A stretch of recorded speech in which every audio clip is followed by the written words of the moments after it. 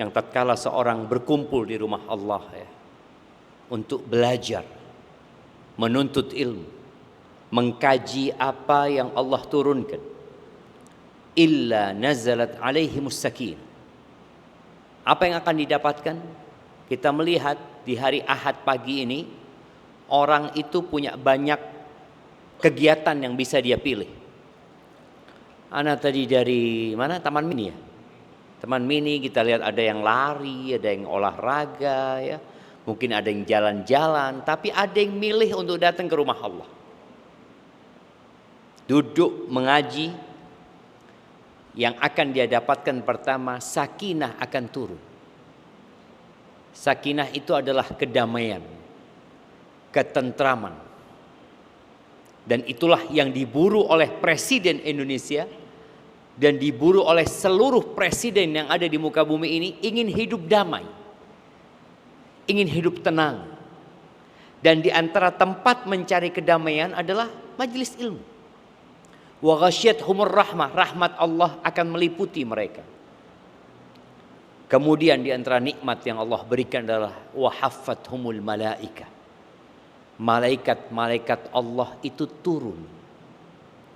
Mereka meletakkan sayap-sayap mereka. Orang itu percaya tentang adanya alien, ada makhluk angkasa ya, yang datang ke bumi ini. Coba Anda mau tanya sama antum, yang bisa jawab Anda kasih hadiah. Sebutkan 3 makhluk yang berakal yang Allah ciptakan.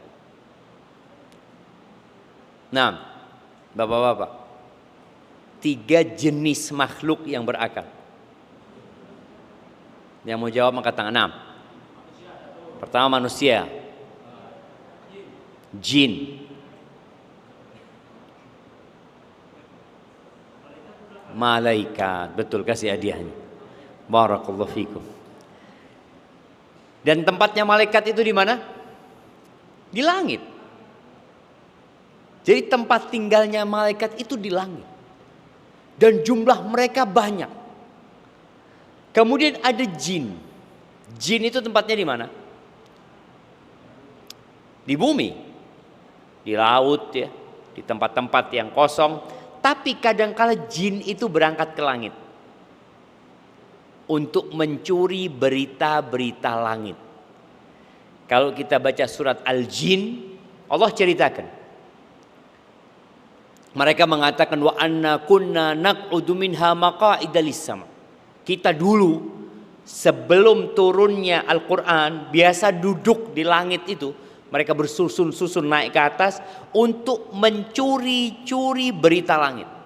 Sekarang kata dia, yang mencuri berita langit akan dilempar dengan bintang-bintang tadi, api yang keluar dari bintang-bintang. Maka malaikat-malaikat Allah yang tercipta dari cahaya itu kalau ada majelis ilmu datang, turun jamaah. Maka betapa mulianya majelis ini. Tapi kadangkala orang malas untuk datang ke majelis ilmu.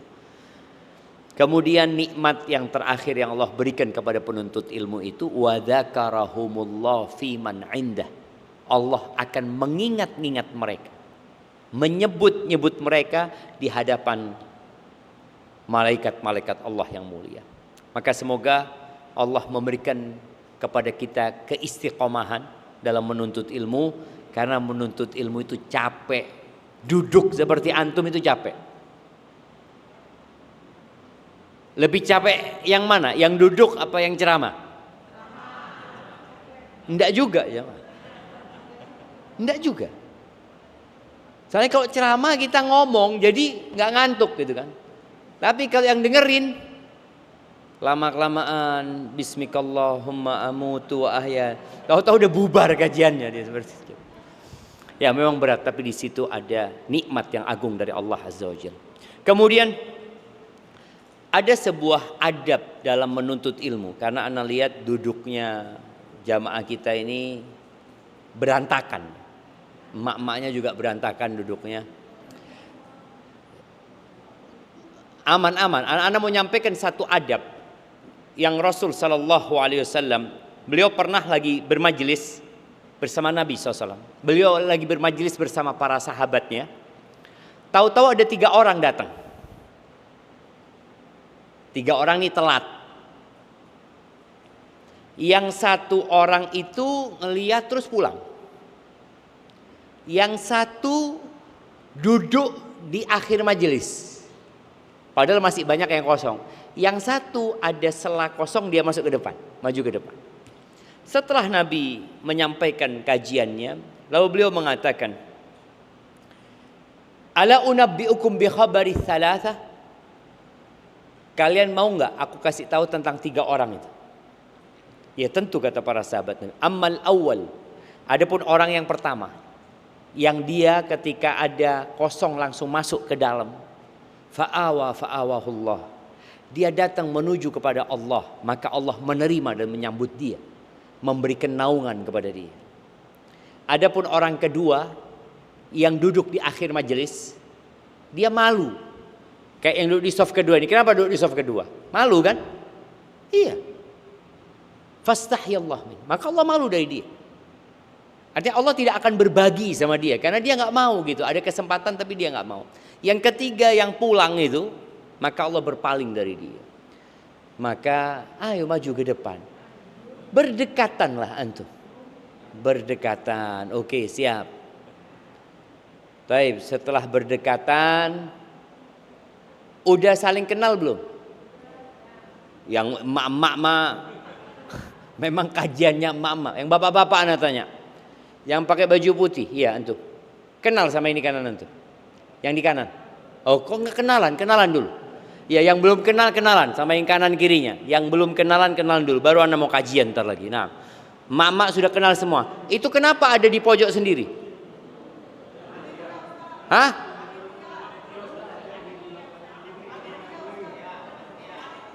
Panitia. Panitia nggak boleh dekat-dekat. Boleh lah panitia dekat-dekat.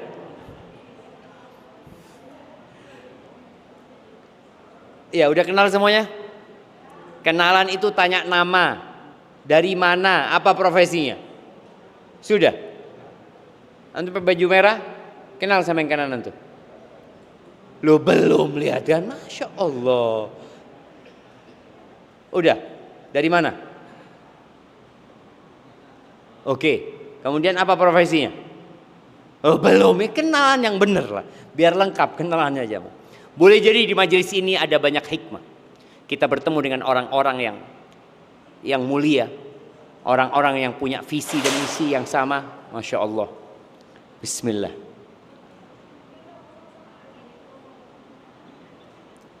Iya, kalau semua sudah kenal kita lanjutkan. Allahumma salli wa sallim ala abdika wa rasulika Sayyidina wa maulana Muhammadin wa ala alihi wa ashabihi ajma'in, amma ba'd. Jamaah rahimakumullah, bicara ketaatan, ternyata manusia itu punya kecondongan kepada maksiat. Kalau kepada ketaatan dia harus berjuang. Tatkala Allah Azza wa Jalla selesai menciptakan surga dan neraka, Allah perintahkan Jibril, engkau lihat surgaku. Jibril melihat surga Allah, lalu mengatakan, ya Allah, tidak ada satupun orang yang mendengar tentang indahnya surga, tentang nikmat yang kau sediakan di sana, melainkan dia akan masuk surga. Dia akan punya keinginan masuk surga. Terus disuruh melihat neraka. Kau lihat nerakanya. Dilihat sama Jibril. Lalu Jibril laporan, ya Allah, tidak ada satupun hambamu yang mendengar tentang neraka, melainkan dia tidak akan masuk neraka. Dia takut. Kita itu takut dengan yang namanya azab.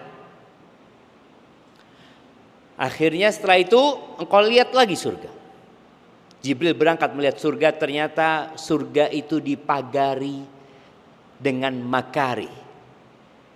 Dengan perkara-perkara yang dibenci oleh jiwa manusia. Kemudian disuruh ngelihat neraka, ternyata neraka itu dipagari dengan syahwat, dengan kesenangan-kesenangan manusia. Lalu Jibril datang kepada Allah. Aku takut ya Allah, nggak ada yang masuk surga. Dan aku takut semuanya masuk neraka. Kalau kita lihat di dunia ini, mana yang ramai? Tempat maksiat apa tempat ketaatan? Tempat maksiat. Tempat yang paling dicintai Allah itu masjid apa pasar?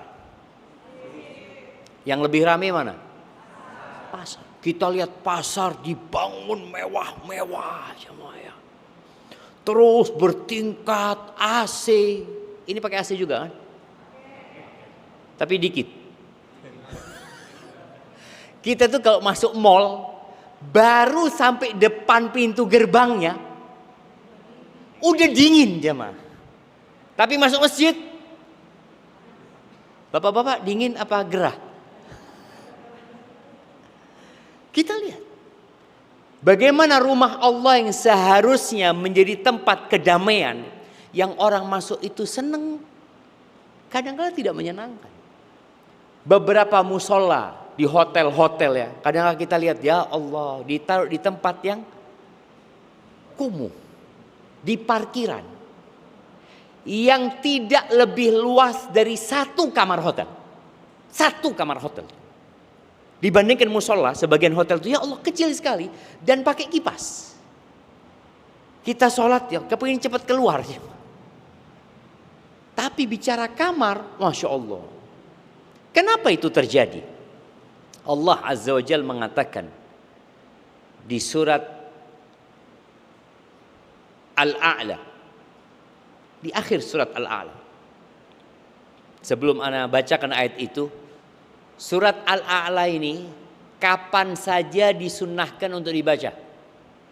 Nah, ibu-ibu. Satu yang jawab, yang angkat tangan, ya. Pada saat Salat Id, oke, salat Idul Adha, Idul Fitri, rakaat salat witir. Terus oke, masih kurang, kita kasih yang kecil hadiahnya. Nah, siapa yang mau nambah? Ibu-ibu. Tapi kayaknya yang bisa jawab bapak-bapak. Nah, udah dijawab nih. Jumat. Ketika sholat Jumat itu dianjurkan rakaat pertama baca Sabbihisma rabbikal a'la. Rakaat kedua membaca Hal ataka hadithul ghasyiyah. Di akhir surat Al-A'la itu ada pernyataan Allah. Yang pernyataan itu sudah ada di kitab yang Allah turunkan kepada Nabi Ibrahim dan di kitab yang Allah turunkan kepada Nabi Musa. Apa kata Allah? Bal tu'thirunal hayatad dunya wal akhiratu khairu wa abqa. Akan tetapi kalian lebih mengutamakan, lebih mementingkan kehidupan dunia, sedangkan akhirat itu lebih baik dan lebih kekal. Nggak bisa dibandingkan dengan kehidupan dunia. Apa kata Allah? Inna hadza la fis suhufil ula. Ini potongan ayat ini ada di lembaran-lembaran yang terdahulu. Suhufi Ibrahim wa Musa. Sudah ada. Jadi memang tabiat manusia seperti itu. Makanya tema yang diangkat ini, ketaatan melahirkan ketaatan dan membawa keberkahan dalam hidup ya. Karena banyak orang yang nggak percaya. Buktinya itu Ustaz fulan nggak pernah sholat, tapi rizkinya Ustaz Masya Allah lancar ya, karirnya semakin tinggi. Ini yang selalu soft pertama, utang masih banyak. Kok bisa ya? Kenapa itu terjadi? Kok seakan-akan orang yang taat kepada Allah itu hidupnya susah? Jamaah yang bawa HP, ana minta untuk dibuka HP-nya. Buka surat At-Taubah ayat 55. Surat At-Taubah ayat 55. Naam, tafadhal, siapa yang mau baca?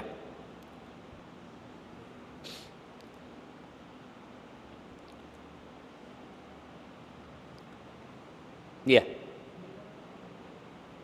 Bapak-bapak yang mau baca At-Taubah ayat 55, dibaca sama artinya.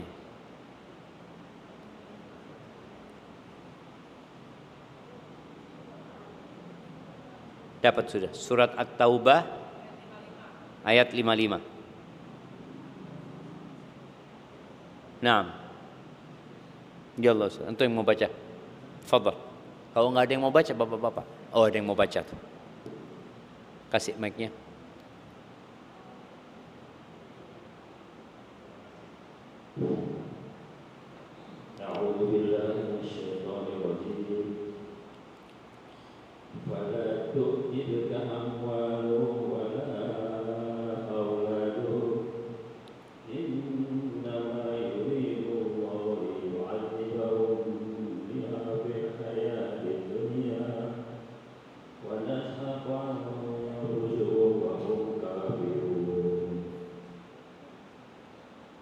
Artinya, maka janganlah harta benda dan anak-anak mereka menahan hatimu. Sesungguhnya Allah menghendaki dengan memberi harta benda dan anak-anak itu untuk menyiksa mereka dalam kehidupan dunia dan kelak akan melayang nyawa mereka sedang mereka dalam keadaan kafir. subhanallah jemaah. Yang membuat kita takjub itu biasanya apa? Harta. Kita ngelihat orang pakai jam, harganya miliaran ya. Ada gaun-gaun yang harganya sampai ratusan miliar ya. Kemudian kendaraan, bagaimana orang itu beli kendaraan dengan harga yang puluhan sampai ratusan miliar ya. Yang membuat kita itu takjub. Kalau kita lagi di pinggir jalan, tahu-tahu lewat mobil yang tipis-tipis itu, kita ngelihat. Lalu dalam bayangan kita, punya siapa ya? Kita kepingin tahu dengan pemiliknya. Allah Azza wa Jalla mengatakan, "Fala tu'jibka amwaluhum." Kalian jangan takjub sama harta mereka. Jangan.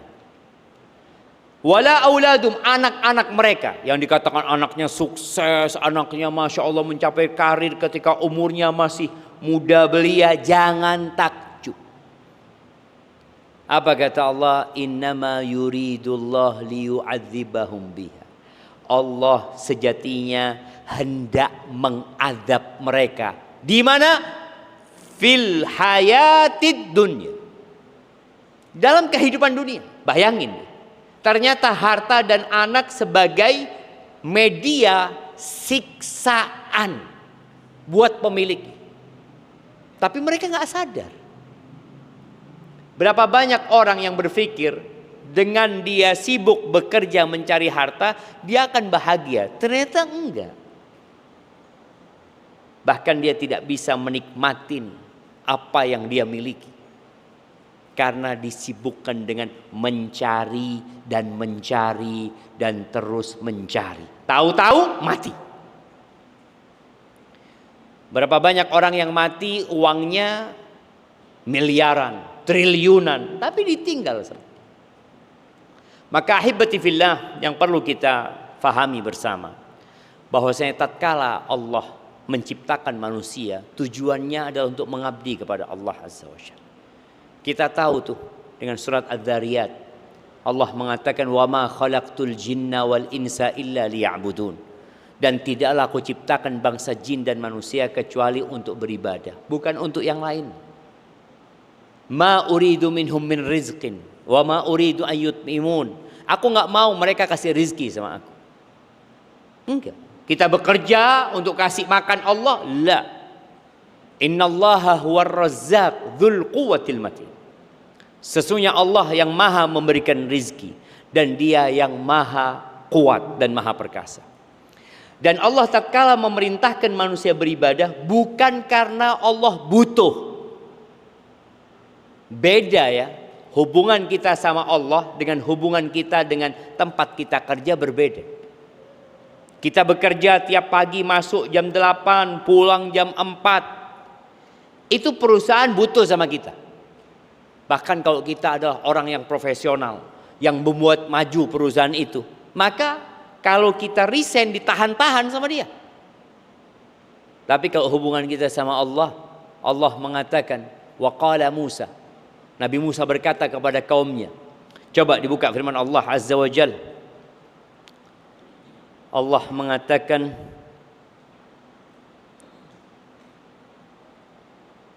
di surat Ibrahim ayat 8.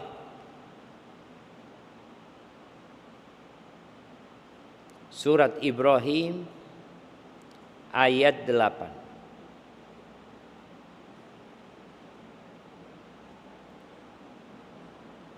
Silahkan dibaca.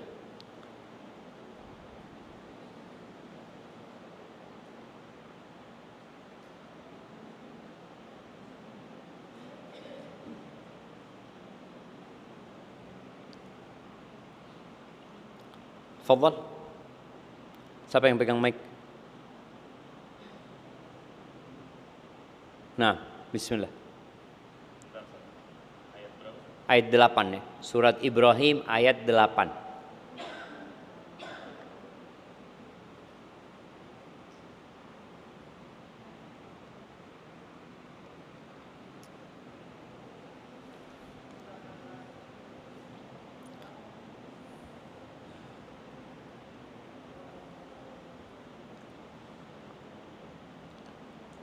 Nah,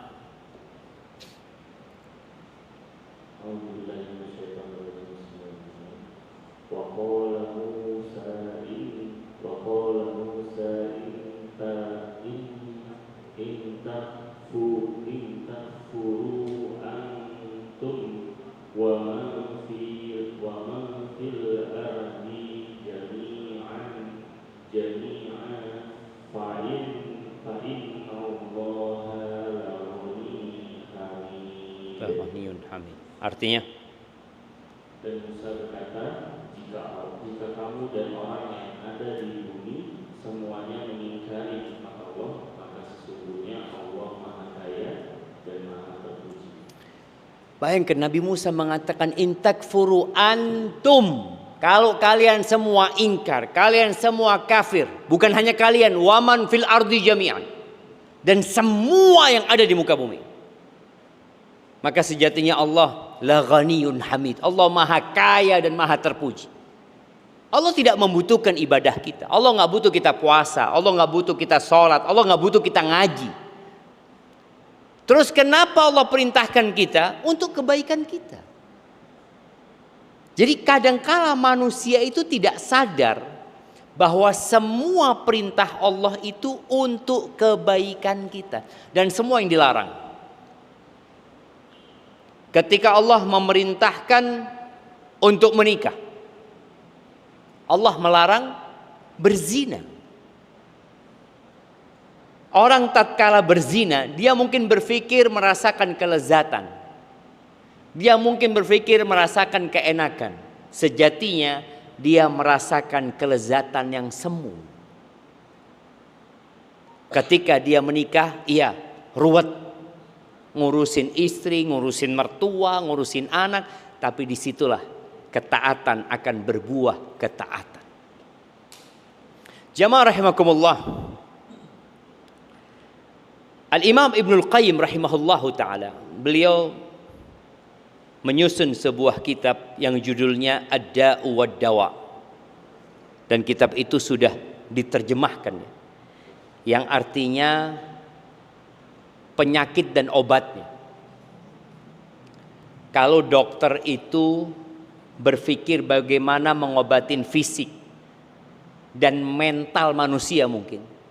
Tapi kalau ini kita berbincang tentang penyakit hati. Di antara yang beliau sebutkan, beliau mengatakan annal ma'asi tazra'u amthalaha. Kemaksiatan itu akan melahirkan kemaksiatan. Ada seorang yang datang ke Al-Hasan Al-Basri. Dia mengatakan, ya imam, kenapa sama aku ya? Aku itu mau sholat malam, tapi tidak pernah bisa. Padahal air wudhunya sudah aku siapkan. Kalau mungkin sebagian kita sudah pasang alarm jam 2. Dulu orang alarmnya apa? Apa alarmnya orang dulu? Alarm orang dulu apa? Ayam. Ayam. Ayam itu ketika berkokok dia melihat malaikat. Maka kita disuruh berdoa. Memohon kepada Allah karena doanya mustajab. Ini orang mengatakan aku sudah siapkan air wudhunya. Ayam juga ada berkokok. Tapi selalu bangunnya waktu adzan. Kenapa fulan kok bisa? Kenapa alan kok bisa? Kok aku nggak bisa? Apa bedanya gitu? Kalau keinginan sama-sama punya keinginan. Tapi kenapa aku nggak bisa sholat? Kata Hasan al-Basri, qayyadatka dhunubuka. Engkau dirantai dengan dosa-dosamu. Jadi dosa itu membuat orang akhirnya sulit untuk melakukan ketaatan. Ibnu Qayyim di sini menyebutkan ya, dosa itu kemaksiatan melahirkan kemaksiatan, dan bagaimana seorang hamba akhirnya kesulitan untuk meninggalkan dosa. Padahal di hati kecilnya aku ingin bertobat gitu loh. Aku ingin berhenti berbuat dosa, tapi udah sulit. Kemudian disebutkan di antara ungkapan para salafus saleh, termasuk hukuman dari dosa adalah keburukan sesudahnya. Dan sebagaimana pahala dari ketaatan adalah kebaikan sesudahnya. Hal jazaul ihsan illa al ihsan. Tidaklah balasan kebaikan kecuali kebaikan. Lalu beliau mengatakan, fal abdu idza amila hasanah, seorang hamba ketika dia melakukan ketaatan, maka ada ketaatan lain yang manggil-manggil dia, ayo kerjakan aku gitu.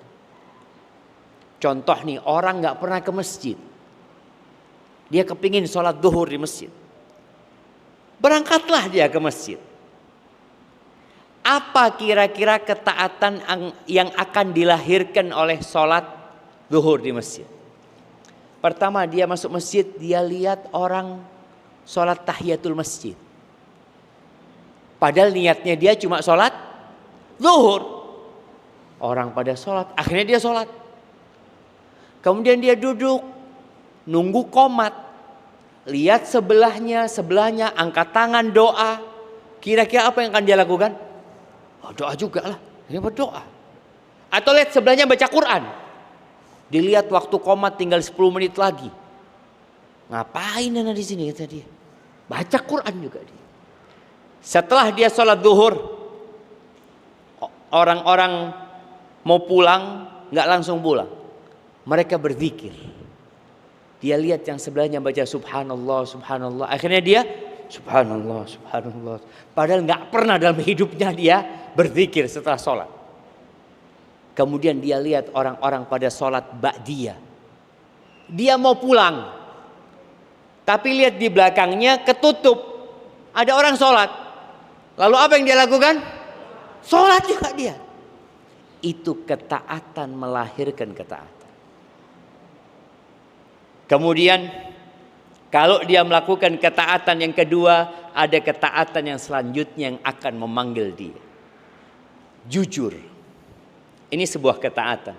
Nabi alaihi salatu wasallam mengatakan, alaikum bisidqi. Fa inna sidqa yahdi ilal birri. Wa innal birra yahdi ilal jannah.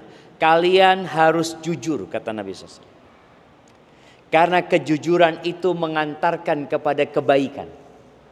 Walaupun kadang-kala orang jujur di penjara. Orang jujur dihukum. Tapi ternyata kejujurannya akan mengantarkan kepada kebaikan. Dan kebaikan mengantarkan ke surga. Wa ma yazalur rajulu yasduqu wa yataharras sidqa. Ada orang itu yang dia jujur, kemudian dia berusaha untuk jujur.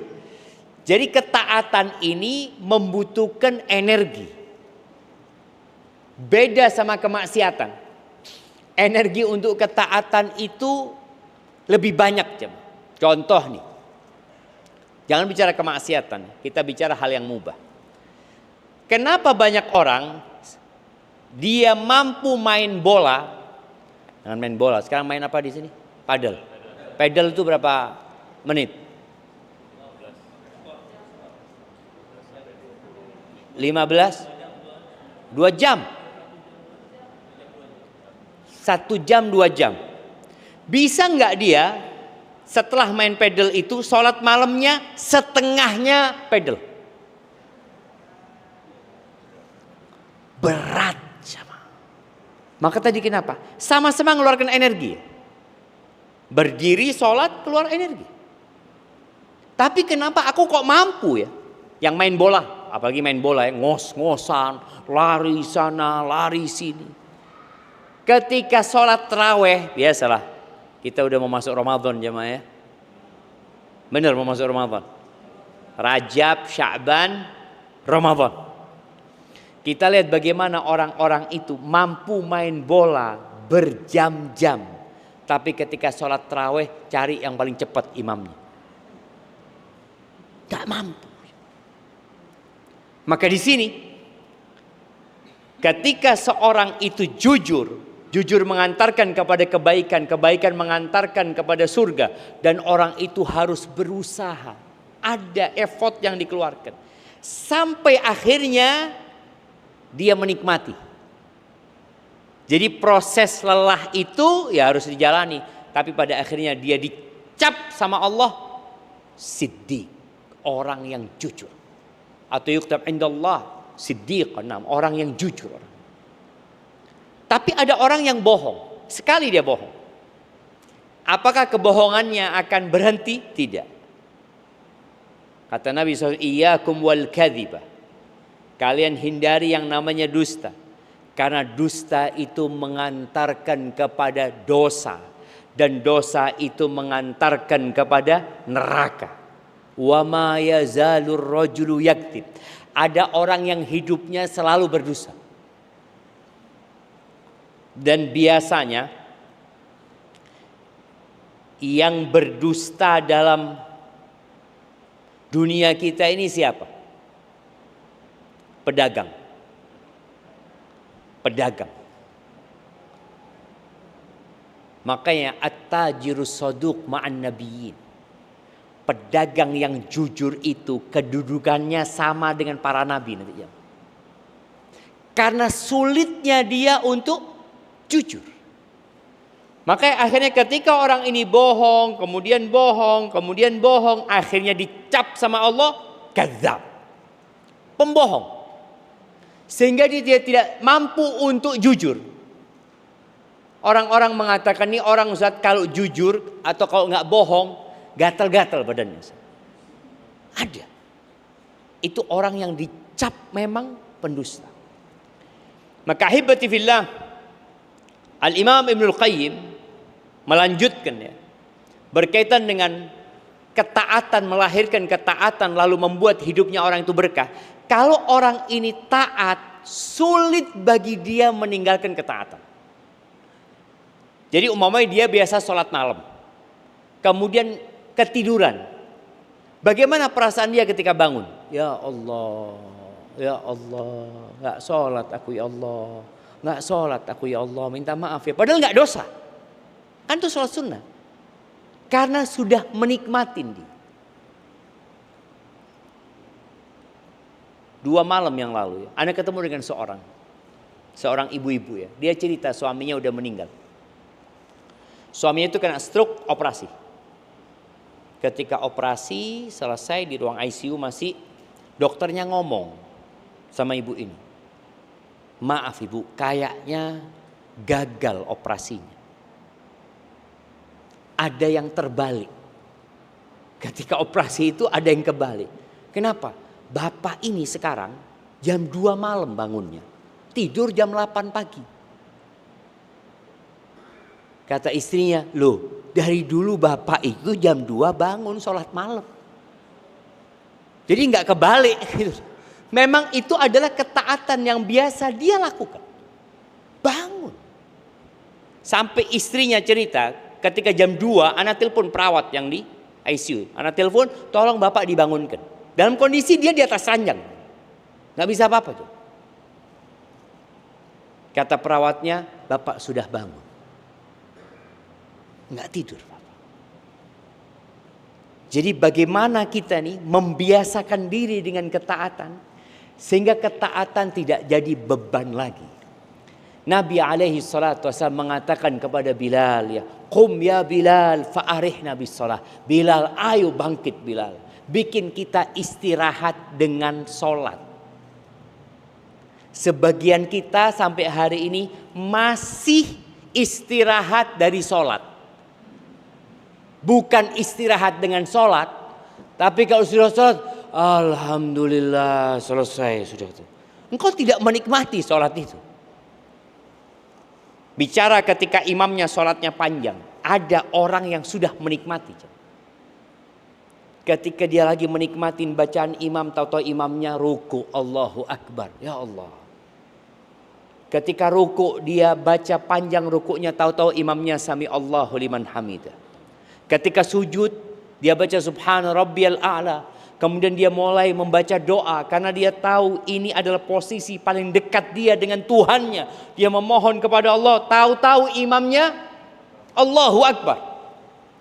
Tapi sebagian kita ketika sujud, ini kok lama imamnya ini. Jadi ada kondisi yang belum menikmati ibadah itu. Apa penyebabnya? Ya boleh jadi sholatnya masih asal-asalan. Dan ada orang yang ibadah kebiasaan. Berangkat umroh nih yang biasanya rajin umroh ya. Sekarang umroh itu jadi apa? Jadi kebiasaan. Yo umroh lagi seperti itu. Ketika sudah sering umroh, apa nggak ada tempat tujuan lain? Kok cuma gini doang? Kata dia. Dia mulai bosen sama umrahnya. Makanya kadang-kadang kepingin jalan-jalan kemana ya.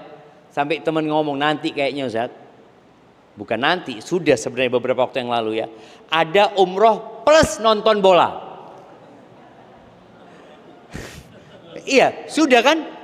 Sudah, nanti ada umroh plus main pedal mungkin di sana. Boleh jadi. Karena umrohnya sudah jadi kebiasaan. Nilai-nilai ibadah itu mulai. Kalau dulu awal datang umroh ya, lihat Ka'bah, nangis, ya Allah, ya Allah. Sekarang lihat Ka'bah, apa yang pertama dikeluarkan? Handphone.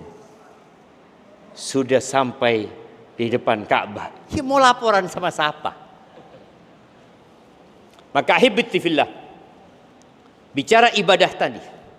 Tatkala seorang melakukan ketaatan, kemudian dia mulai mengkaji, apakah ketaatan yang aku lakukan sudah sesuai dengan ketentuan. Syarat diterimanya ketaatan itu apa? 2. Nah, ibu-ibu sebutkan. Apa? Masya Allah, nggak tahu yang jawab yang mana. Yang jelas satu hadiahnya. Nah, ikhlas dan sesuai dengan aturan. Ikhlas dan sesuai dengan aturan. Kalau orang sholat duhur ikhlas, tapi 5 rakaat, diterima enggak? Ibu-ibu umpamanya sholat duhur rakaat keempat dia lupa. Tahu-tahu dia berdiri. Setelah berdiri dia ingat, ya Allah ini yang kelima. Ya bismillah lah nambah 1 enggak apa-apa. Kira-kira diterima? Enggak diterima. Kalau dia ingat dia harus langsung duduk.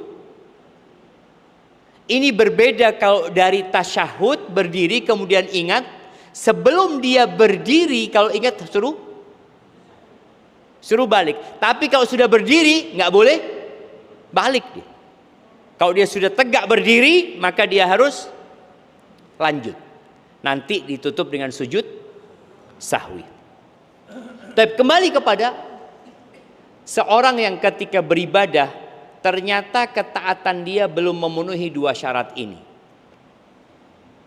Maka kalau nggak ada ikhlas dalam ibadah kita, bapak-bapak, ibu-ibu nggak usah capek-capek, nggak bakal diterima.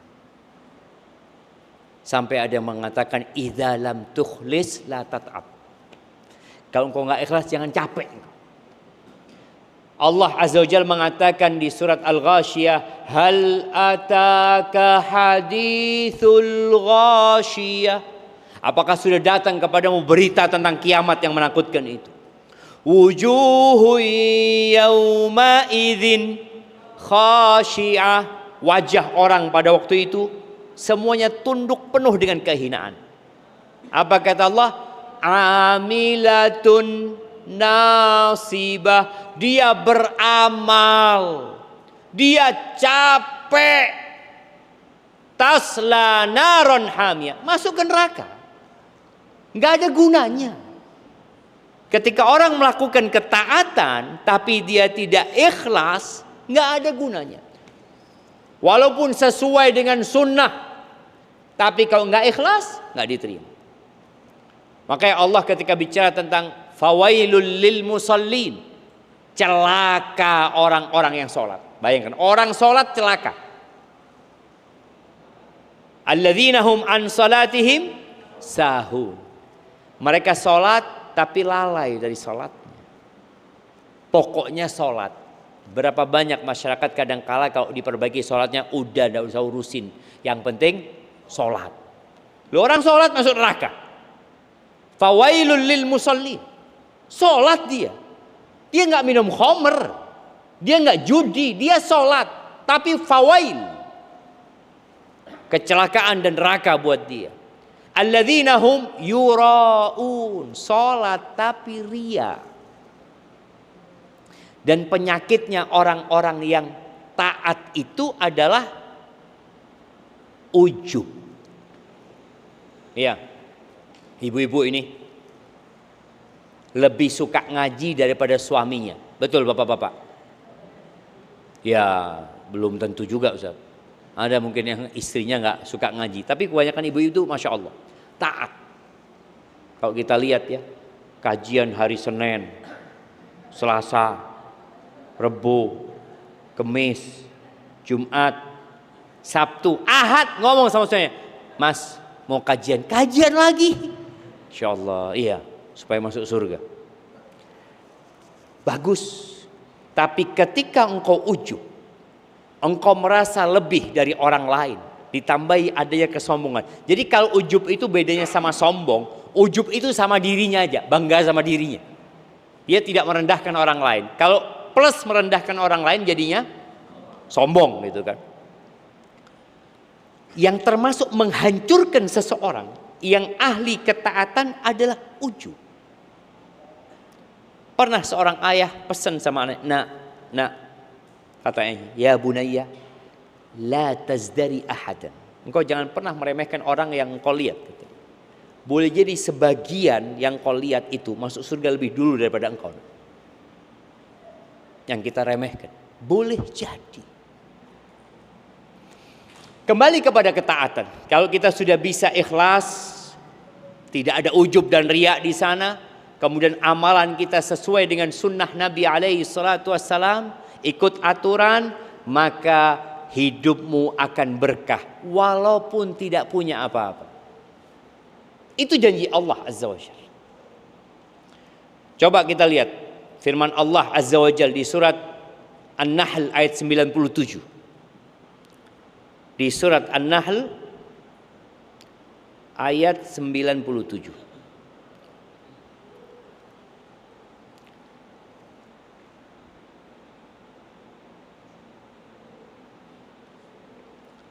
Tafadhol. Siapa yang mau baca?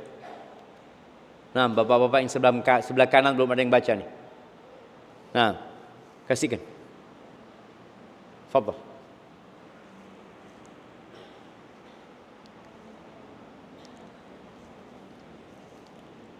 An-Nahl ayat 97.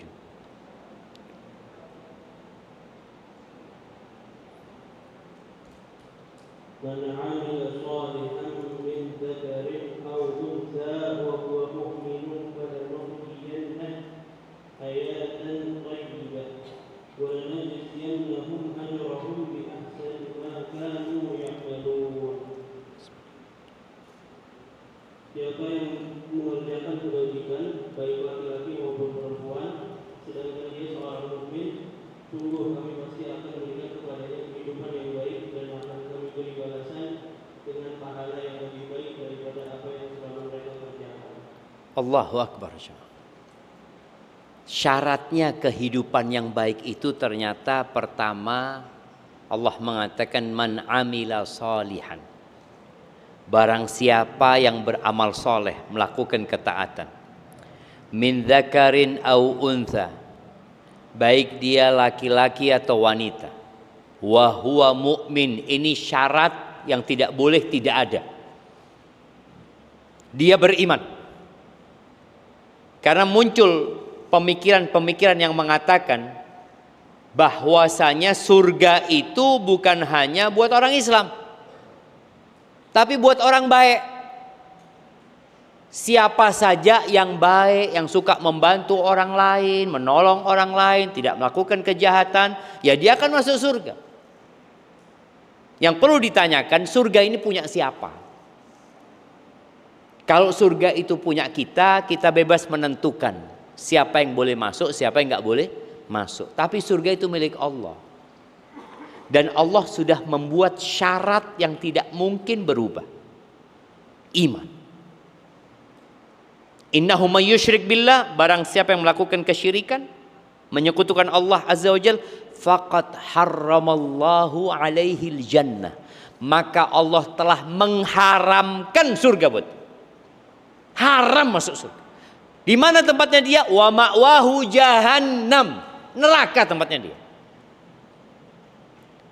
Itu ketentuan Allah kalau bicara surganya Allah.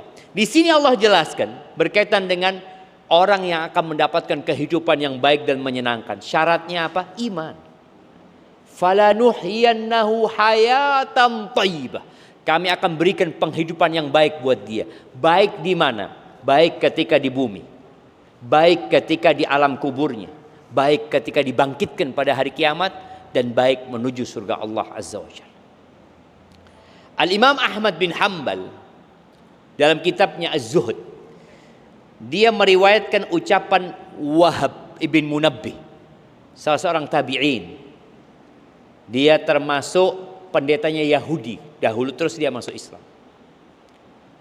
Wahab mengatakan, Inna Rabb tabaraka wa ta'ala qala fi ba'di ma yaqulu li bani Israel. Beliau menyebutkan sesungguhnya ada firman Allah kepada Bani Israel. Jadi ini cerita Israiliyat yang kita diperbolehkan untuk menukilnya kalau itu kebenaran yang kita percayai. Tapi kalau kita tidak bisa memastikannya, kita nggak percaya dan tidak mendustakan. Apa yang dikatakan?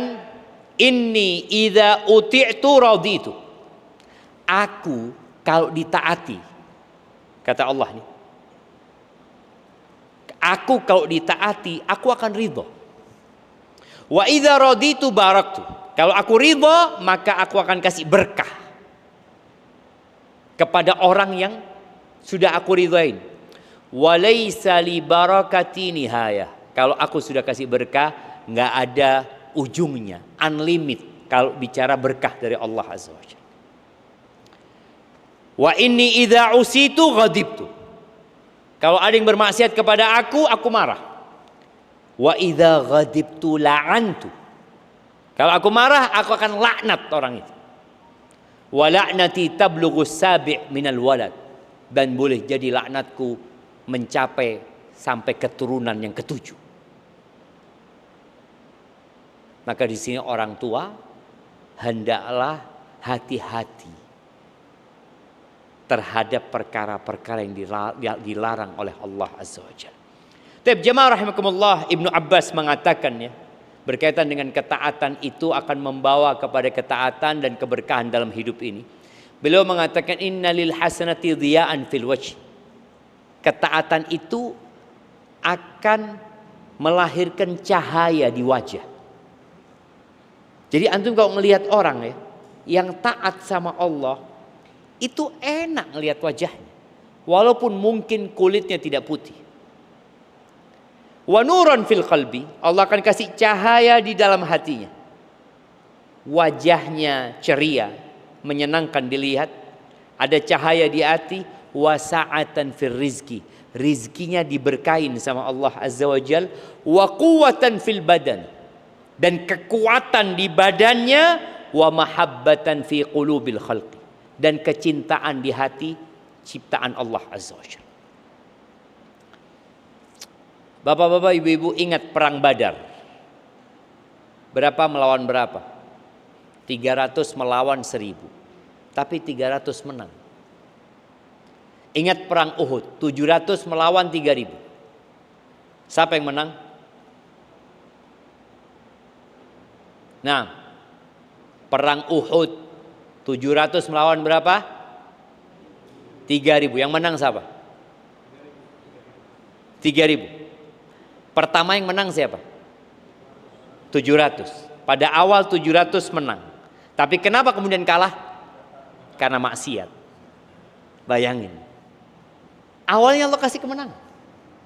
Itu bagaimana para sahabat ya, jadi pemberani. Padahal kalau secara persenjataan tetap persenjataan orang musyrikin lebih canggih. Jumlah mereka lebih banyak. Tapi Allah berikan kekuatan kepada para sahabat menghadapi 3000. Sampai 3000 orang itu kabur jemaah. Di sini Allah berikan kekuatan. Tapi tatkala sebagian sahabat berbuat dosa, maksiat sama Nabi SAW, langsung lemah mereka. Dan yang menyebabkan mereka berbuat dosa apa? Ibu-ibu, apa yang menyebabkan sahabat berbuat dosa pada waktu perang Uhud? Iya, harta, cinta dunia. Oke, kasih hadiah, nggak tahu yang mana yang jawab sudah. Cinta dunia. Allah Azza wa Jalla mengatakan minkum man yuridud dunya wa minkum man yuridul akhirah. Sebagian kalian ambisinya dunia. Itu di medan perang, jemaah. Yang resiko mereka mati, ternyata ada yang ambisinya dunia. Kira-kira di masjid kita ada nggak yang ambisinya dunia? Lihat wajah temannya. Apa kelihatan yang ambisi dunia? Wa minkum man yuridul akhirah. Sebagian kalian ambisinya akhirat. Tapi gara-gara ada yang ambisinya dunia, akhirnya Allah berikan kekalahan kepada umat Islam. Yang terakhir, bagaimana dengan dosa yang kita lakukan? Dikatakan bahwasanya dosa, kata Ibnu Abbas ini, akan berdampak hitam di wajah seseorang. Makanya ibu-ibu itu nggak usah sibuk dengan skincare. Sibuklah dengan ketaatan. Artinya kalau seorang perempuan suka berzikir ya, kadang-kadang kita ngelihat ya, ada ibu-ibu umurnya 90 tahun. Tapi rajin baca Quran, kalau ngelihat itu seneng hati ini jamaah. Seneng. Padahal sudah tua renta. Tapi ada yang masih muda, yang skincare-nya mungkin 2 senti. Yang dia untuk menutupi wajahnya. Tapi karena dia pelaku dosa, orang ngelihatnya gak seneng. Karena dosa itu membuat wajah jadi gelap. Walaupun putih. Kemudian wa dzulmatan fil qalb. Orang kalau suka berbuat dosa, hatinya jadi gelap. Dia akan sulit merasakan kedamaian dan kebahagiaan. Wa wahnan fil badan. Dibikin lemah tubuhnya. Syekh Abdul Razak pernah melihat orang sholat malam di Masjid Nabawi. Itu kakinya satu, orang Indonesia. Kakinya satu. Bacaannya panjang-panjang sholat malam. Dia berdiri dan kuat. Anak-anak muda yang 2 kakinya gak mampu seperti itu. Kenapa kok bisa? dampak dari dosa. Puasa Senin Kemis. Kadang-kala kita ngelihat ya, ada orang tua masih puasa Senin Kemis. Kita yang muda-muda nggak mampu puasa Senin Kemis. Kadang-kala penyebabnya adalah dosa. Wa naqsan fil rizki, rizkinya jadi berkurang. Walaupun banyak, tapi tadi berkahnya akan hilang. Wa bughdatan fi qulubil khalqi, dan dikasih kebencian, orang jadi nggak suka sama orang itu. Baik, sebelum kita masuk ke sesi tanya jawab, ana ingin semuanya menoleh ke kawannya, kanan kiri, dilihat kawannya, mana yang ahli ketaatan dan mana yang ahli dosa. Loh jamaah, kelihatan nih. Kadang-kadang kita ngelihat ada satu orang datang masuk gitu ya. Aduh, tukang tipu ini. Tukang tipu. Ngelihat wajahnya udah kelihatan nih ahli maksiat. Iya, memang terlihat. Tapi kadang-kadang kita ngelihat orang, ya Allah senengnya ngelihat orang. Ana masih ingat di Madinah itu dulu ana kalau ngelihat satu ustadz ya. Ya insya Allah banyak ustadz ya. Itu kalau ngelihat senang sekali. Suatu malam anak keluar dari Masjid Nabawi sama istri anak. Lewat ada 5 pemuda. Dia mengatakan Assalamualaikum Ustaz. Waalaikumsalam. Sudah di antara lautan manusia. Istri anak ngomong, siapa bang mereka bang? Mahasiswa kata dia. Masya Allah bang. Bercahaya wajah mereka bang. Padahal biasa-biasa aja. Tapi karena orang-orang yang taat sama Allah, Allah kasih cahaya di wajahnya. Dan yang biasanya keluar cahaya malam hari siapa? Mak-mak kadang-kala. Di atas sanjangnya, suami bangun malam hari lihat Allah bercahaya istriku. Ya, ternyata pegang HP dia. Allahu Akbar. Barakallahu fiik, itu yang dapat Anda sampaikan.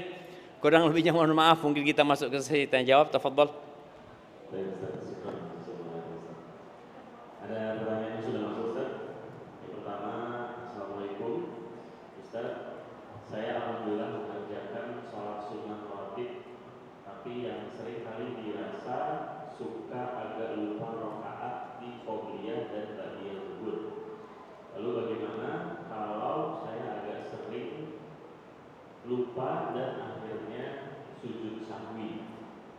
Itu pertanyaan yang pertama. Iya. Yang perlu ditanyakan kenapa lupa?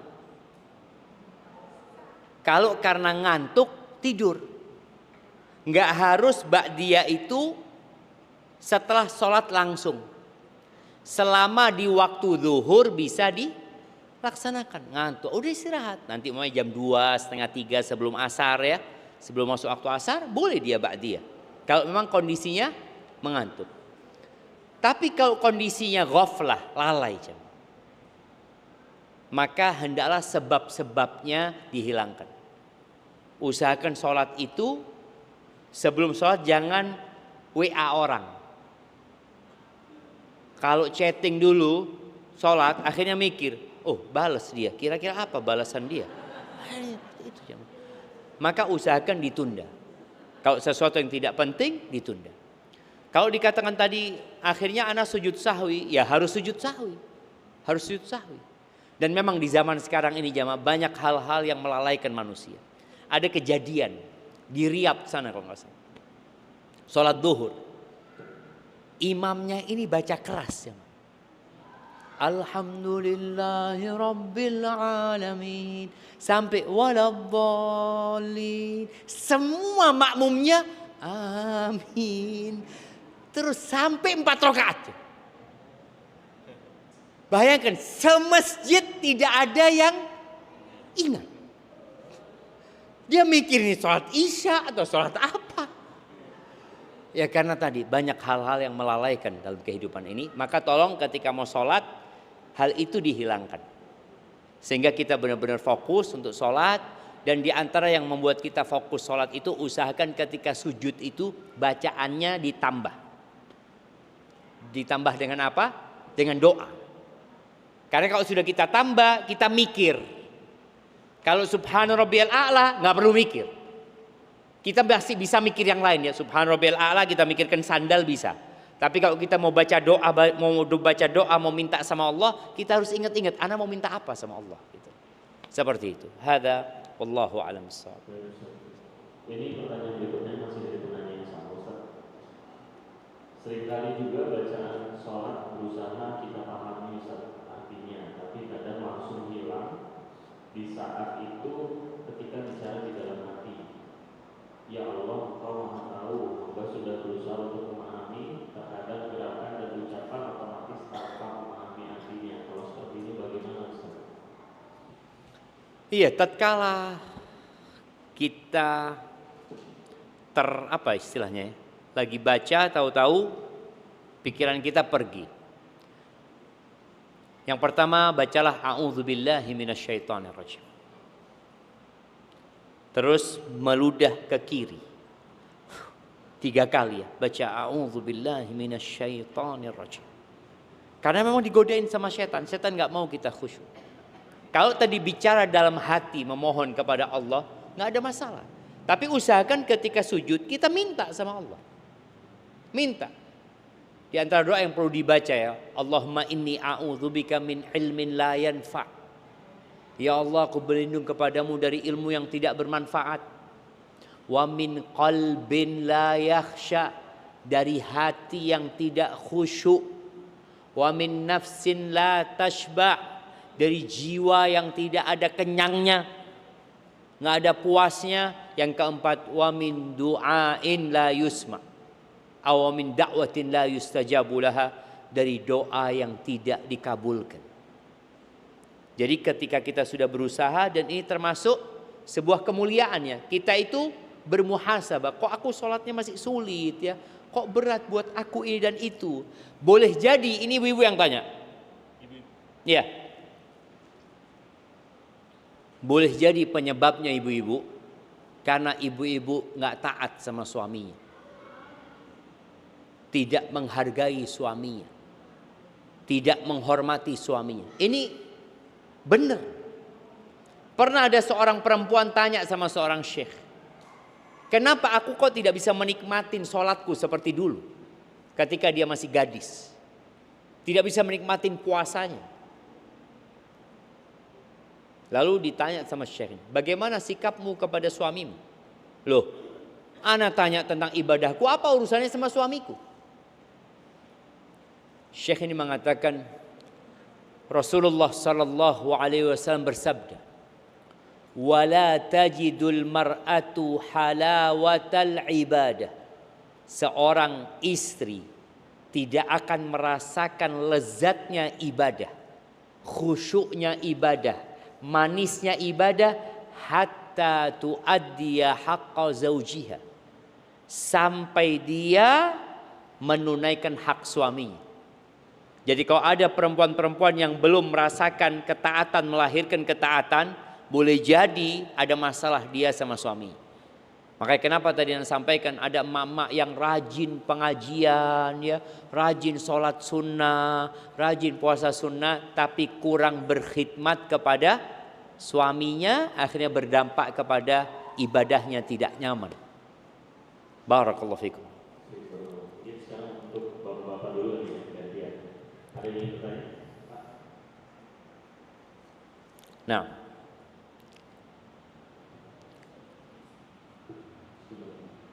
Assalamualaikum Ustaz. waalaikumsalam warahmatullahi wabarakatuh. Bagaimana kiat-kiat kita sebagai orang tua mengajarkan ketaatan terhadap anak-anak tanpa mereka itu merasa terpaksa? Bagaimana mengajarkan ketaatan kepada anak kita tanpa mereka merasa terpaksa. Jadi anak-anak ini tidak tahu dengan maslahat dia. Anak-anak kita itu kadangkala makan dipaksa. Pernah tahu ya bagaimana enggak ada mau makan, dia maunya main. Akhirnya sama ibunya didudukkan, ya dipaksa. Ada kondisi anak-anak kita ini ketika disapih. Apa yang dilakukan sama ibu-ibu? Dipaksa enggak? Dipaksa tuh anak disapih. Sampai dikasih pahit-pahit ya, supaya dia nggak mau sama susu ibunya ya. Dipaksa. Jadi anak-anak itu kadang-kala kondisinya memang harus dipaksa. Jadi kalau bicara tanpa merasa dipaksa, ada kondisi memang dipaksa. Mandi aja anak kita kadang-kala, ayo mandi, main sana, main sini, akhirnya baru mau mandi. Tapi bagaimana kita akhirnya menumbuhkan kesadaran? Jadi boleh jadi awalnya memang terpaksa, tapi bagaimana nanti jadi kesadaran? Pembiasaan. Jadi Allah bisa karena biasa. Jadi perlu adanya pembiasaan. Dan orang tua ketika nyuruh anaknya sholat, jadi ada anak umur 7 tahun sudah harus disuruh sholat. Mungkin dia belum paham. Dia juga sholat karena disuruh sama orang tuanya. Bukan karena aku sebagai hamba Allah. Ya, dia belum lah. Dia masih kecil. Dan para orang tua kalau nyuruh anaknya sholat, tolong ditunggui. Ini proses apa? Proses pembiasaan. Jadi kalau untuk nak sholat nak, ya berangkat dia ke kamarnya sholat. Boleh jadi nggak sholat dia. Berapa banyak anak ini masuk kamar tahu-tahu sudah selesai. Loh nak sudah. Berapa rakaat zuhur? 4. 1 menit 4 rakaat gitu loh. Kalau orang tua tidak melakukan pengawasan terhadap sholat anaknya, maka dia belum membiasakan. Jadi perlu ditunggu anak itu. Anak pernah jadi anak-anak dan anak merasakan. Ketika ibu anak nggak nungguin anak itu sholat ya pokoknya. Ya dulu masih belum mengerti kita ya. Anak ingat ketika sholat itu anak masuk ke kamar, kita belum kenal sholat di masjid waktu itu. Masuk kamar, sejadah anak buka, sarung anak gini kan. Terus taruh, main sudah.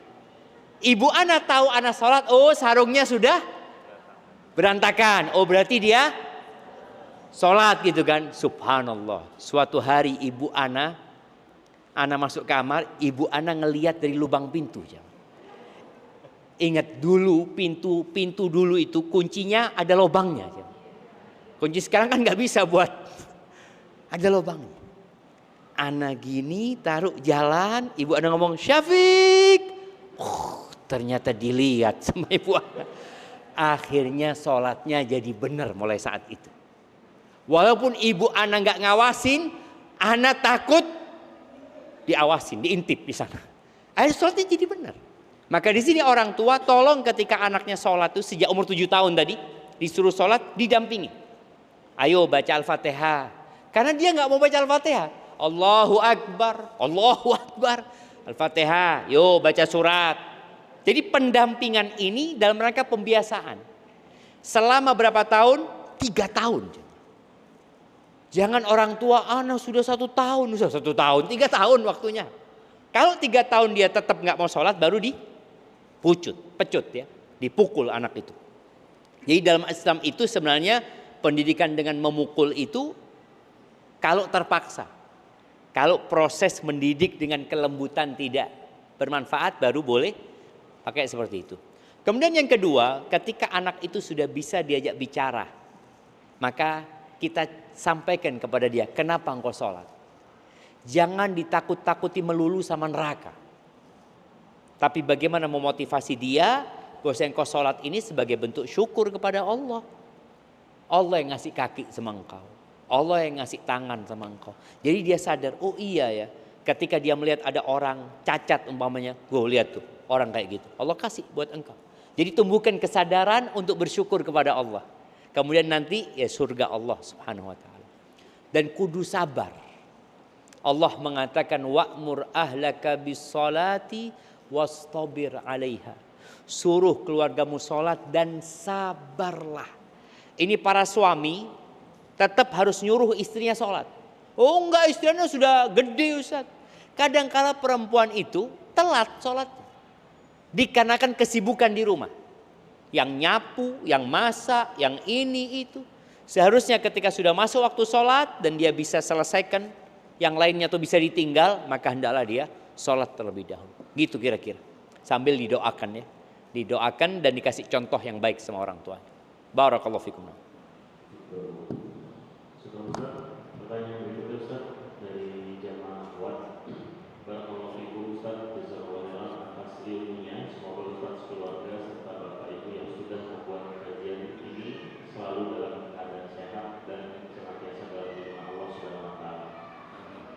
Ustaz izin bertanya, bagaimana kalau orang muslim mendapatkan hidayah dan masuk Islam, namun apakah orang tersebut akan dihapus seluruh dosa-dosanya dan diberikan kembali amal baiknya yang pernah ia lakukan? Lalu Ustadz, seorang non-muslim tersebut bagaimana kalau belum mengenal Allah, sedangkan amal soleh dan ibadah yang dilakukan harus ikhlas dan ibadah? Lalu juga bagaimana bisa amal baiknya dikembalikan sedangkan pada saat itu dia belum bertauhid? Masya Allah, barakallahu fiik ya. Ini pertanyaan yang menarik ya. Karena orang itu khawatir kalau dia masuk Islam ketika umur 40 tahun. Bagaimana dengan 40 tahun sebelum dia masuk Islam? Bagaimana dengan kebaikan-kebaikan yang dia lakukan? Apakah dia mulai nol? Jadi ketika dia masuk Islam itu, apakah nol dia? Kemudian mulai dicatat kebaikan-kebaikan dia? Tidak, jemaah. Coba antum buka firman Allah di surat Al-Furqan. Surat Al-Furqan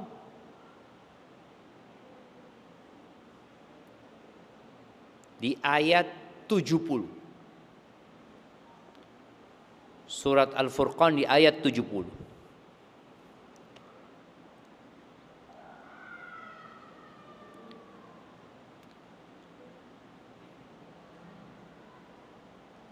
Kalau bisa dibacanya dari ayat 68. 68, 69, 70. Silakan, siapa yang mau baca?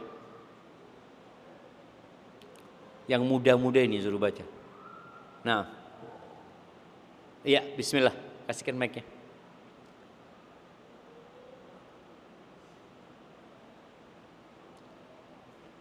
Bismillah.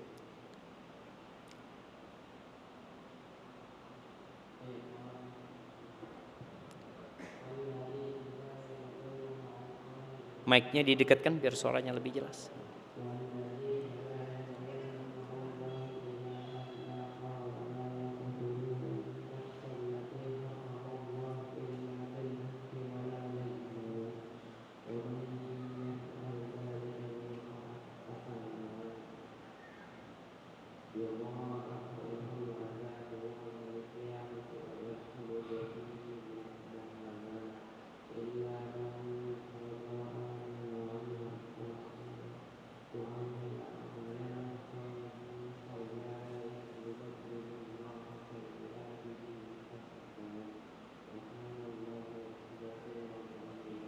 Masya Allah, barakallahu fiik. Artinya, bapaknya bacain artinya. Nah. Dan barang siapa dan orang-orang yang tidak menyembah Tuhan yang lain beserta Allah dan tidak membunuh jiwa yang di hadapan Allah membunuhnya kecuali dengan alasan yang benar dan tidak berzina. Barang siapa yang melakukan demikian itu niscaya ia mendapat pembalasan dosanya. Akan dilipat gandakan azab untuknya pada hari kiamat dan dia akan kekal dalam azab itu dalam keadaan berzina. Kecuali orang-orang bertobat, beriman dan mengerjakan amal soleh, maka itu kejahatan mereka di sisi Allah dengan kebajikan dan adalah Allah Maha Pengampun lagi Maha Penyayang. Barakallahu fiik, subhanallah jemaah. Jadi ternyata orang ketika masuk Islam, dia itu tidak nol. Allah sebutkan di sini, illa man taba, kecuali orang yang bertobat, wa amana, dia beriman dan beramal soleh, fa ulaika yubaddilullahu sayyiatim hasanat. Maka dosa-dosa dia yang lalu, bukan bicara kebaikannya, dosa-dosa dia yang lalu itu diganti kebaikan. Kalau dia punya 1.000.000 dosa, maka dalam catatannya 1.000.000 kebaikan plus kebaikan-kebaikan yang dia lakukan.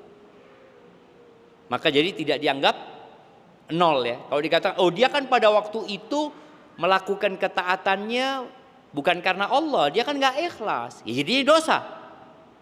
Maka dosanya pun akan dirubah menjadi kebaikan oleh Allah Subhanahu wa taala. Maka jangan khawatir. Ketika seorang bertobat, dosanya diampuni, nol dosanya, kemudian dirubah menjadi kebaikan buat dia. Barakallahu fiik. Kemudian pertanyaan yang selanjutnya tadi berkaitan bagaimana kalau dia nggak kenal sama Allah, sudah masuk Islam. Nah, ketika orang ini masuk Islam ya, ingat masuk Islam itu harus dengan lisan dan dengan hati. Karena orang-orang munafik itu Islamnya hanya dengan lisan, hatinya enggak. Maka ya Allah mengatakan wa minan nasi may yaqulu amanna billahi wa bil yaumil akhir. Ada di antara orang-orang yang mengatakan kami beriman kepada Allah dan hari akhir. Lisannya ngomong gitu. Apa kata Allah? Wa ma hum bimu'minin. Mereka bohong, mereka enggak beriman. Jadi kalau orang ini masuk Islam, maka dia harus tahu dengan makna la ilaha illallah Muhammad Rasulullah. Paling tidak itu yang harus dia ketahui. Kenalkan kepada dia Allah, bahwa tiada yang berhak disembah kecuali Allah. Banyak sesembahan di muka bumi, tapi yang benar cuma Allah. Dan Muhammad adalah utusan Allah sallallahu alaihi wasallam. Jadi orang kalau masuk Islam, ada orang yang masuk Islam karena menikah. Dia menikah masuk Islam, oke. Alhamdulillah dia mau masuk Islam. Tapi hendaklah dipahamkan, ini tugasnya istri kalau suaminya masuk Islam. Dan tugasnya suami kalau istrinya masuk Islam. Semoga dengan cara itu nanti dia akan mengenal Allah Azza wa Jal dengan selalu diajari. Barakallahu fikum. Nah. Silakan dari Bapak-bapak, jika ada pertanyaan lagi.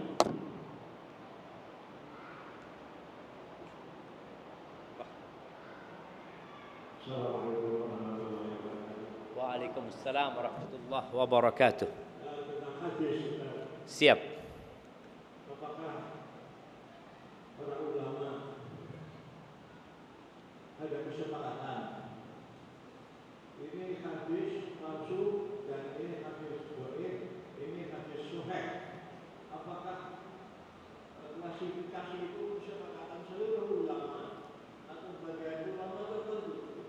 Masya Allah, Masya Allah. Barakallahu fiik. Jazakumullah khairan ya. Ya, pertanyaan yang menarik ya, berkaitan dengan sumber agama kita. Kita tahu Allah menurunkan Al-Quran kepada Nabi Muhammad SAW.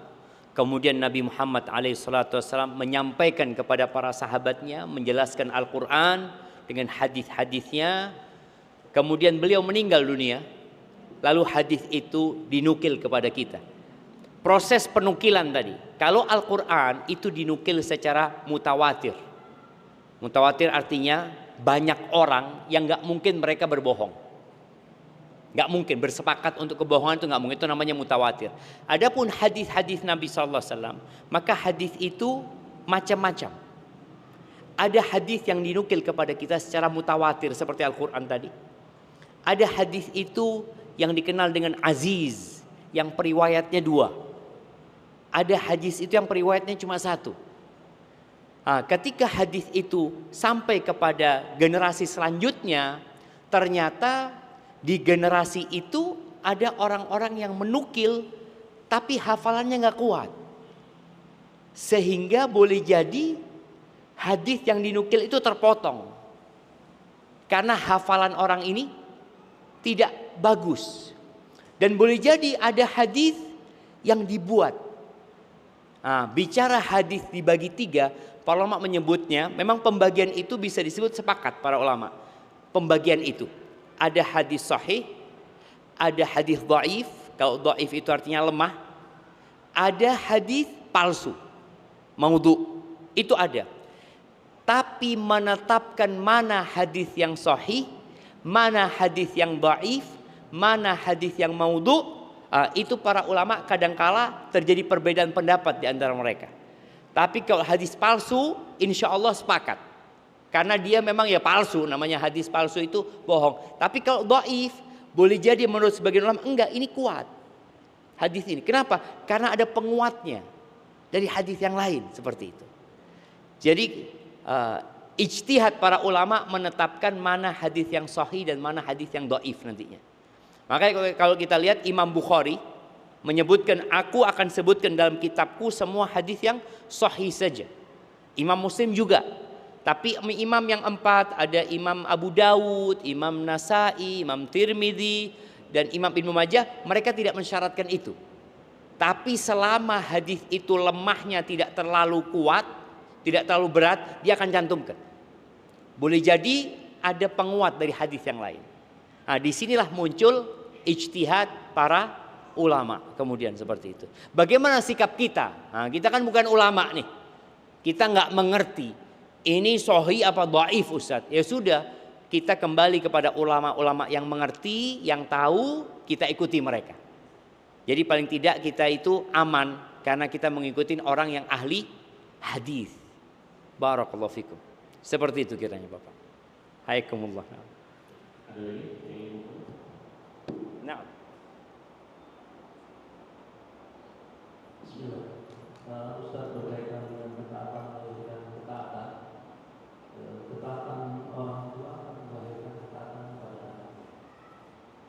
Tapi apabila orang tua baru mengenal, mendapatkan hidayah setelah anak-anaknya akil atau dewasa, bagaimana sikapnya?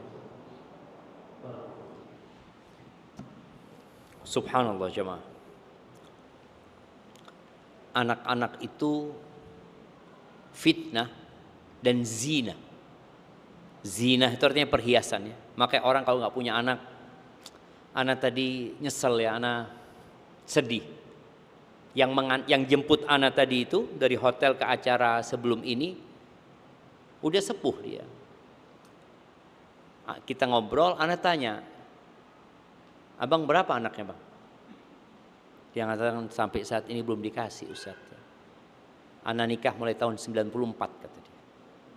Berapa tahun jadi?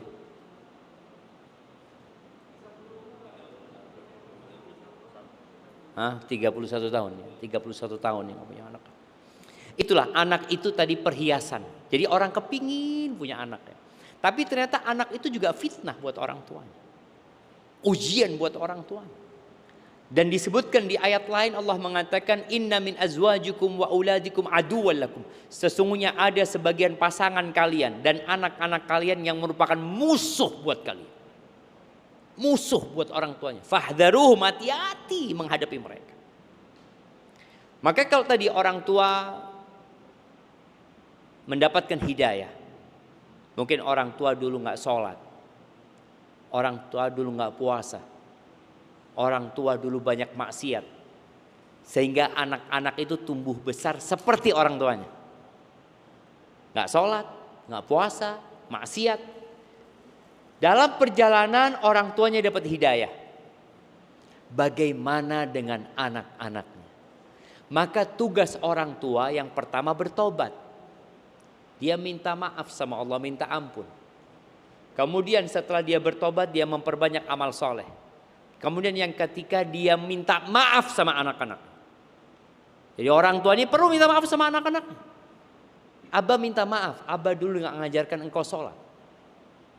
Karena Abah juga gak sholat. Ibu juga mengatakan kepada nak, ibu minta maaf nak. Ibu tidak mengajarkan engkau nilai-nilai agama. Bahkan dicari sekolah yang gak ada sholat mungkin di sana. Maka orang tua perlu minta maaf sama anaknya. Kemudian setelah itu sampaikan kepada anaknya, nak bapak punya kewajiban, ibu punya kewajiban. Kewajiban ibu hanya menyampaikan. Itu tugasnya. Nabi Nuh tidak bisa merubah anaknya. Padahal Nabi Nuh berdakwah selama 950 tahun. Tapi cintanya orang tua sama anak. Ketika Nabi Nuh di atas kapalnya, anaknya itu sedang mendaki gunung. Dipanggil sama bapaknya. Ya bunayyarkam ma'ana. Wahai anakku, ayo naik sama kami, kata dia. engkau jangan bergabung sama orang-orang kafir. Apa kata putranya Nabi Nuh? Bapaknya sampai detik terakhir masih mau menyelamatkan anak. Sang anak mengatakan, sa'awi ila jabalin ya'simuni minal ma. Aku akan mendaki ke gunung yang bakal menyelamatkan aku dari air. Maka di sini tugas orang tua hendaklah terus mendidik anaknya, terus mengajak anaknya sampai kapan? Sampai mati anak. Anak sudah selesai enggak? Nabi Nuh sampai di titik terakhir tetap berusaha menyelamatkan anaknya sambil didoakan anaknya. Semoga dengan itu ya orang tua sudah selesai tanggung jawabnya. Tapi yang jelas semua akan dihisap ya. Ada orang yang merasa tidak bersalah masuk pengadilan ternyata jadi tersangka. Padahal menurut dia enggak, anak enggak salah anak. Begitu pula para orang tua. Boleh jadi ada orang tua yang mengatakan, enggak Ustaz, saya sudah laksanakan tugas saya. Oh enggak ada masalah. Nanti akan ada sidang. Di sidang itu akan tampak siapa yang salah dan siapa yang tidak salah. Kiranya seperti itu, dan buat orang tua sabar menghadapi anak mungkin yang sulit diatur ya. Kadang-kala orang tua punya anak di pesantren, pulang sampai rumah tetap harus dibangunkan sholat subuh. Dia mengatakan, ya Allah Ustaz, ini anak di pesantren Ustaz, tetap kita bangunkan. Emangnya di pesantren bangun sendiri dia? Di pesantren dia dibangunin juga gitu loh. Jangan orang tua ini kepingin anaknya pulang pesantren langsung jadi. Ya enggak, tetap harus dididik dan diperingatkan. Barakallahu fikum. Sebagai penutup satu pertanyaan terakhir. Bismillah Ustaz, semoga Allah selalu dalam lindungan Allah Subhanahu wa taala. Ustaz, bagaimana ketika kita memiliki anak yang bipolar dan sudah dibawa ke rumah sakit untuk terapi, lalu juga sudah diruqyah dan diusahakan semaksimal mungkin sampai setiap hari saya ruqyah di obat-obatnya. Saya sedih karena kadang dia sholat, kadang tidak. Saya hanya ibu rumah tangga tanpa suami karena ayah anak-anak sudah wafat. Mohon nasihatnya Ustaz. Jazakallah. Barakallahu fiik. Jamaah rahimakumullah. Yang akan menjadikan orang itu tenang hidupnya dan bahagia ketika dia ingat bahwa semua duka akan berakhir. Ketika dia tahu bahwa semua penyakit akan hilang. Ketika dia lihat bahwa rumah yang dia tempatin akan hancur dan rata sama tanah. Jadi mengingat kematian itu menyebabkan orang akan lebih sabar. Ketika orang ini kaya raya, dia ingat mati, dunia jadi sempit buat dia. Ketika orang ini susah hidupnya, punya banyak masalah, punya musibah, dia ingat dengan kematian, luas hidupnya. Karena dia akan berkata, semua akan berakhir. Dan seorang ibu tadi yang dikasih anak berkebutuhan khusus. Kemudian suaminya meninggal dunia. Ketahuilah, derajat di surga itu sesuai dengan amal dan perjuangan seorang hamba. Walikullin darajatun mimma amil. Boleh jadi Allah sudah tetapkan buat seorang hamba derajat yang tinggi di surga. Kata Nabi alaihi salatu wassalam, "Idza sabaqat lil abdi manzilatun indallah." Kalau sudah Allah tetapkan buat seorang hamba kedudukan di surga, la yablughuha bi amalih, yang amalnya enggak cukup untuk sampai ke sana. Ibtalahu, Allah akan kasih bala di fisiknya, di keluarganya, di hartanya. Kemudian orang ini Allah kasih kesabaran, lalu Allah sampaikan ke derajat itu. Maka buat ibu tadi yang memiliki anak seperti itu, ya teruslah berbaik sangka sama Allah. Jangan pernah kemudian engkau berburuk sangka sama Allah. Kenapa ya Allah, kok engkau berikan ujian itu kepada aku? Kenapa fulan kok hidupnya senang?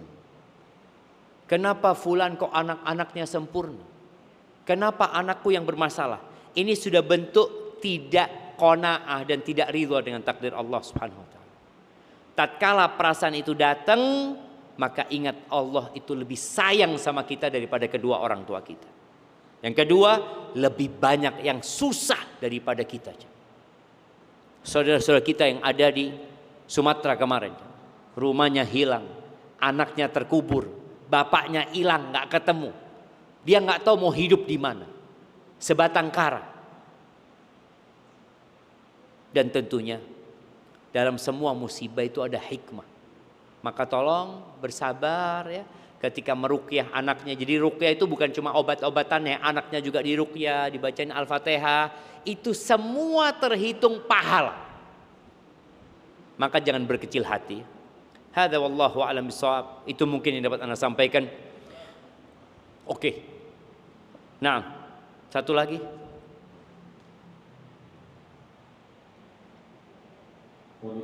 Naam, tafadhal. Kami punya orang tua, nenek, kebetulan tinggal dengan orang tua saya. Agamanya Kristen, belum dapat hidayah. Yang menjadi pertanyaan, apabila suatu saat orang tua itu meninggal duluan, kemudian meninggal di rumah kita, dan kebetulan ada saudara dari ibu tua saya itu beda agama, bagaimana sikap kita terhadap jenazahnya? Karena kan meninggal di rumah kita, biasa mereka menuntut untuk mengadakan kegiatan-kegiatan Di rumah kita. ibadah rumah. Jadi ibu ini, nenek, tinggal sama siapa? Sama ibu. Iya.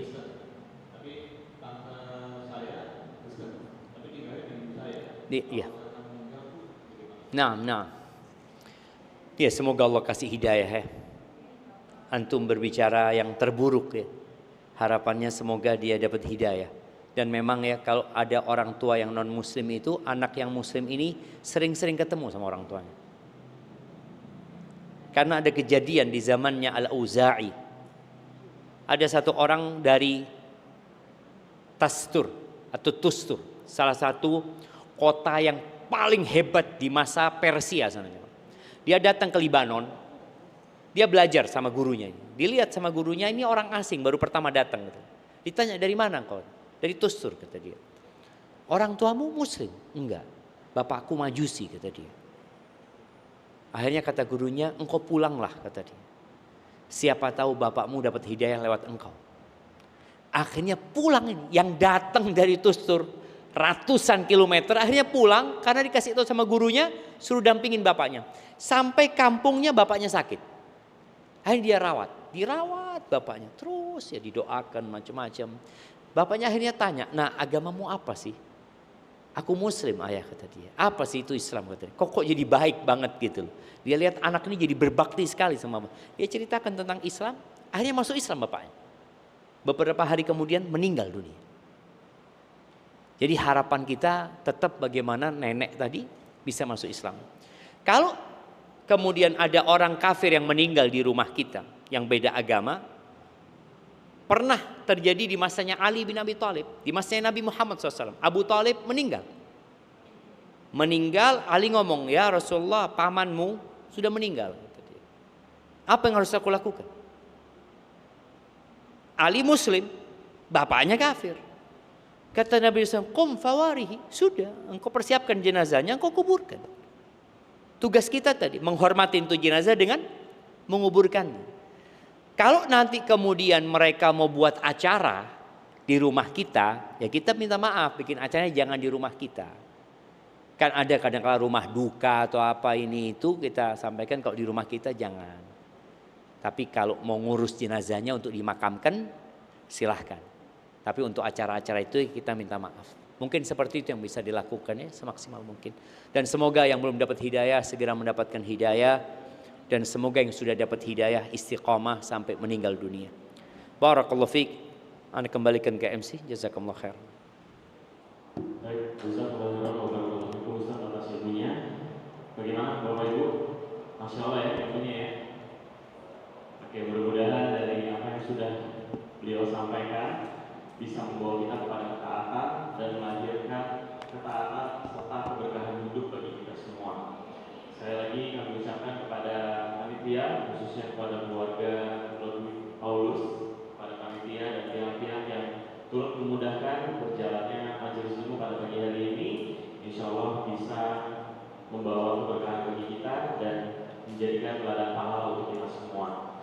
ditutup dengan doa kafaratul majelis. Subhanallah wa bihamdika, asyhadu an la ilaha illa anta, astaghfiruka wa atubu ilaik. Wassalamualaikum warahmatullahi wabarakatuh.